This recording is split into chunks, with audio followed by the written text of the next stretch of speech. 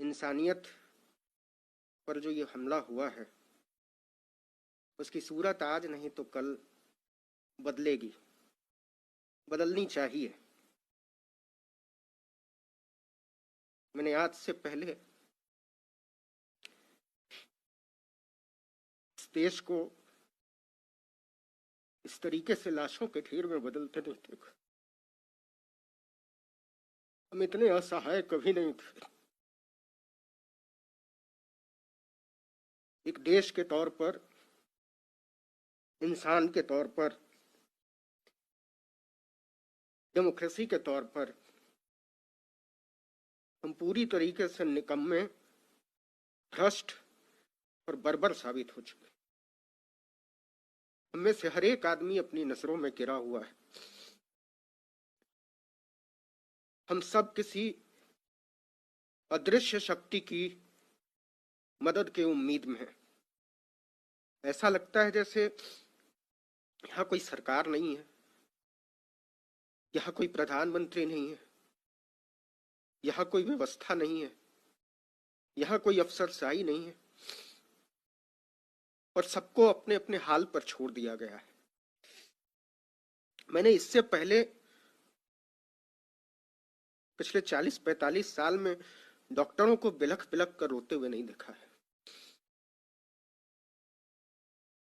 आप किसी भी डॉक्टर से बात कीजिए, वो कहते हैं हमको मेडिकल प्रोफेशन से चिढ़ हो गई है।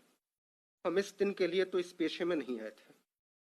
ऑक्सीजन के बिना अपने पेशेंट को तड़प तड़प कर मरना डॉक्टरों की नींद उड़ा दे रहा है। और आप यकीन मानिए, मुझे ऐसा लगता है कि आज से साल भर बाद हमारे डॉक्टर बहुत सारी मानसिक बीमारियों से लड़ रहे होंगे।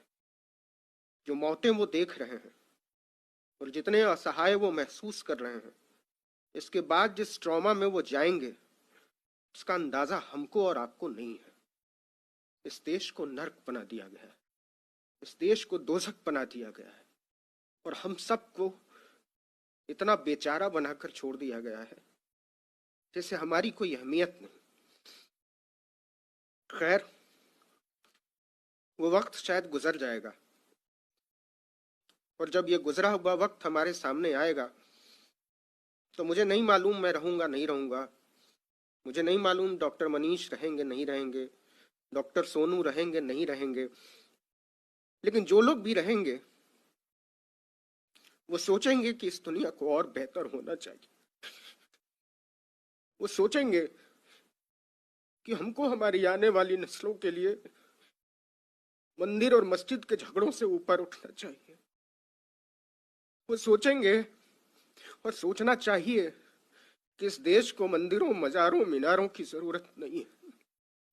हमको सोचना चाहिए इस देश को अच्छे अस्पतालों की जरूरत है, इस देश को अच्छे स्कूलों की जरूरत है, इस देश को अच्छे मेडिकल कॉलेजेस की जरूरत है, अच्छे डॉक्टर, पैरामेडिक स्टाफ की जरूरत है, दवाइयों की जरूरत है, बिस्तरों और वेंटिलेटर की जरूरत है।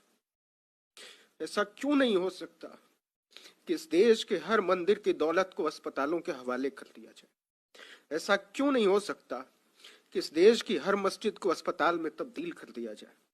ऐसा क्यों नहीं हो सकता कि इस देश में कोई मंदिर तब तक नहीं उठेगा जब तक कि उसके साथ 100 बिस्तर का अस्पताल नहीं बनाया जाएगा, उसके साथ कोई स्कूल अटैच नहीं होगा?